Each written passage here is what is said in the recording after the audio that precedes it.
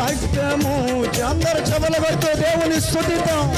యేసయ్యాని రక్తము చే కడుగబడినందున, యేసయ్యాని రక్తము చే కడుగబడినందున, కడుగబడినందున, కడుగబడినందున